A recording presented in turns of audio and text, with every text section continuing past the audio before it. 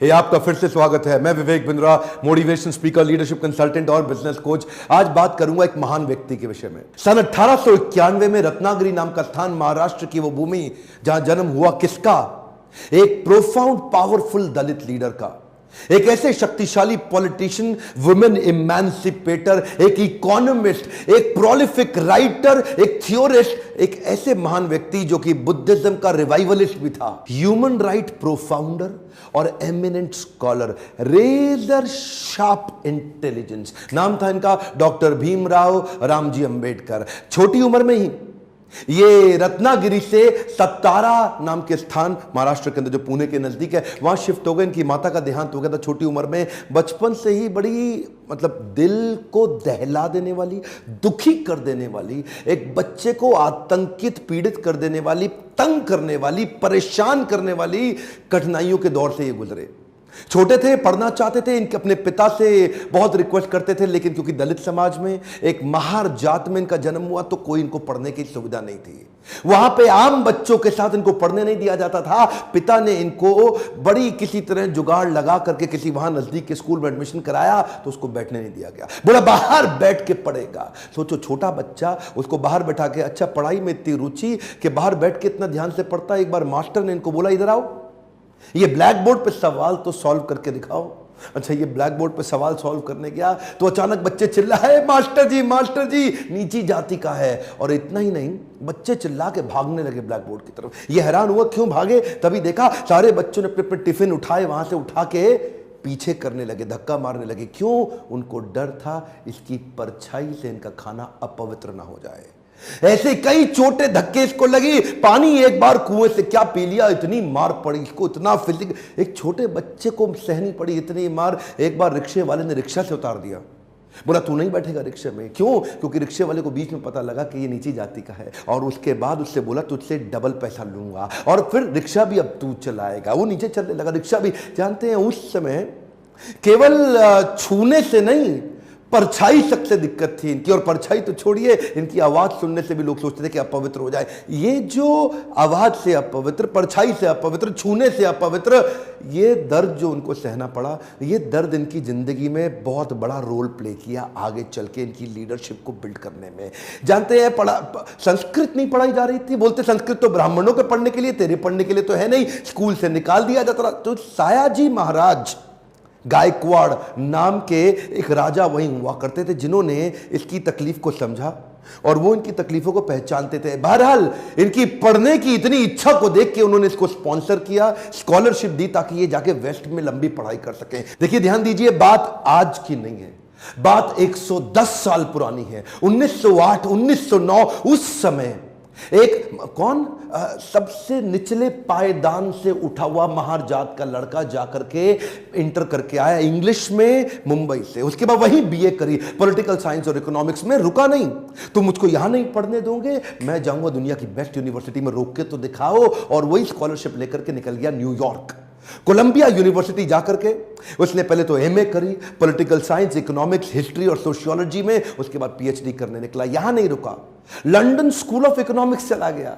London school of economics जाकर वहां MSc किया, उसके बाद लॉ की पढ़ाई किया, फिर उसके बाद डॉक्टरेट किया, किताब के ऊपर अपनी थीसिस लिखी। ये वही किताब थी जिसके ऊपर आगे जाकर के रिजर्व बैंक ऑफ इंडिया को बनाया गया। महाराजा और बड़ौदा से उनका प्रेम इतना था ना, वो जो सायाजी गायकवाड़ जिन्होंने इनको स्कॉलरशिप दिया था, पढ़ने में इनकी मदद करी थी, दुनिया भर में पढ़ के उनका प्रेम भूले नहीं, वापस उनके पास आ गए।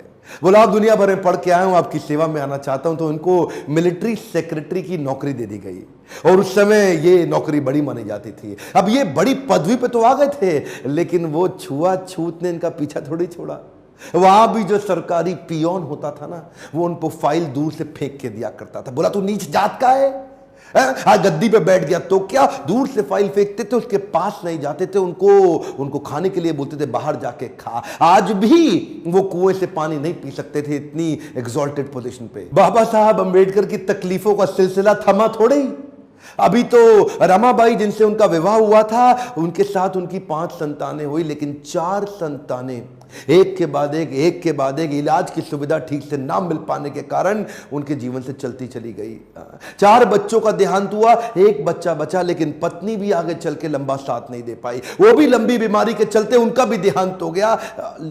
बाबा साहब अंबेडकर, जो अब इस समय कोई भी आदमी टूट सकता था, जिसका अपना स्वाभिमान ही खत्म हो जाए, लेकिन ये क्या किए, ये साथ साथ अपने देश के लिए लड़ते रहे और घर की तकलीफों से अपने आप को रुकने नहीं दिया। सत्याग्रह पे निकल गए। 1927 के इस महान सत्याग्रह में ये जिद पे अड़ गए कि सब दलितों को कुएं से पानी पीने का अधिकार दिला के रहूंगा। सार्वजनिक स्थान है, किसी का प्राइवेट नहीं है, जो सरकारी स्थान है, वहां पे एक इंसान दूसरे के साथ पानी क्यों ना पी सके। देखिए गलत तो एक्चुअली हो रहा था। जो दलित औरतें थी ना, उनको साड़ी भी पहनने का, पांव को ढक के उठा के साड़ी पहननी पड़ती थी। इन्होंने पहली बार अधिकार दिलाया, पूरी नीचे तक आम औरतों की तरह पांव को ढक के साड़ी पहनने का अधिकार। उसके बाद बोले कम्युनल इलेक्टोरेट की मांग कर दी इन्होंने। कम्युनल इलेक्टोरेट में ये चाहते थे कि कम्युनिटी के आधार पे हमारी वोटिंग की सुविधा अलग हो। उसमें थोड़ा गांधी जी अड़ गए, क्योंकि गांधी जी जानते थे कि ये अंग्रेज लोग मिल करके हमारी सारी जातियों को तोड़ के अलग कराना चाहते। गांधी जी ने इनको समझाया। देखो क्या बोले अंबेडकर जी, मैं आपको रिजर्वेशन दिला दूंगा, मैं आपको बाकी सब मदद करूंगा, सब करूंगा, लेकिन अलग नहीं करते। अब जातियों के आधार पर अगर देश को अलग किया तो मुझे स्वतंत्रता नहीं मिल पाएगी, मैं अंग्रेजों से लड़ नहीं पाऊंगा, मेरे साथ खड़े होके मेरी ताकत बनो। वो जब अंबेडकर नहीं माने तो गांधी जी ने फिर उनको रिक्वेस्ट की और उसके बाद अनशन पे बैठ गए गांधी जी। बहरहाल अंबेडकर उस समय उनके सामने बड़ी दुविधा आ गई। वो सोचे एक तरफ मेरी अपनी जाति के लोग, मैं उनकी मदद करूं, और एक तरफ देश में आंदोलन लड़ रहे हैं गांधी, उनका जीवन, इनके जीवन का त्याग ना हो जाए, कहीं ऐसा जीवन ना खत्म हो जाए। उन्होंने गांधी जी को समझाया, बोला ठीक है आप अपना अनशन छोड़िए। पूना पैक्ट वहां साइन किया गया, और पूना पैक्ट जब साइन किया उस समय इन्होंने रिजर्वेशन तो कम से कम कंट्रोल में कर लिया। The evolution of provincial finance in British India नाम की इनकी किताब, द प्रॉब्लम ऑफ रूपी नाम की 2 किताबें, जिसके आधार पे आरबीआई की स्थापना हुई।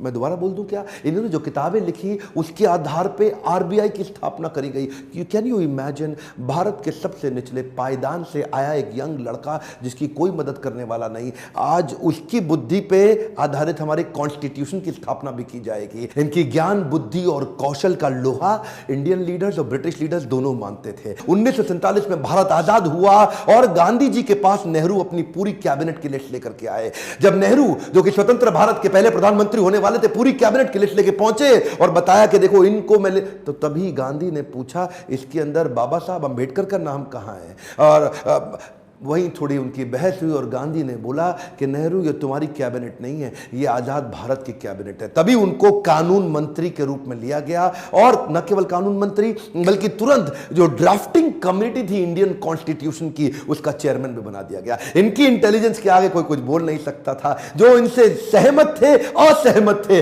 दोनों जानते थे कि इस आदमी में बुद्धि बहुत है। बहरहाल मन तो है कि मैं घंटों तक इनके विषय में बात करूं, एक्चुअली मन भरता नहीं है इनके विषय में बात करते हुए। इतने बुद्धिमान व्यक्ति, आगे चल के इन्होंने हिंदू कोड बिल और महिलाओं के लिए बड़े कानूनों के अंदर कई बदलाव लाए। ये वो पॉलिटिकल लीडर नहीं थे जो सत्ता के लिए लड़ते थे, ये लड़ते थे उनके लिए कि देश में कमजोर हिस्से को उठाना देश के हर लीडर की जिम्मेदारी। एक वन मोर टाइम ध्यान दीजिए, चाहे वो महिलाएं हो, चाहे वो जाति धर्म के आधार पे हो, कमजोर हिस्से को आगे बढ़ाना, सपोर्ट करना, तभी देश आगे चलेगा। खुशहाली आएगी तो फायदा सबका होगा। कम ऑन ध्यान दीजिए, पूरे देश में खुशहाली आएगी तभी फायदा सबका होगा। इनकी भाषा में, इनके भाषण में, इनकी चर्चा में, इनके आचरण में, इनकी किताबों में और ड्राफ्टिंग कमेटी में चेयरमैन होते वक्त कॉन्स्टिट्यूशन को लिखने में सहनशीलता लगातार दिखती रही। अहिंसा परमो धर्म, बौद्ध धर्म को अपनाने लगे।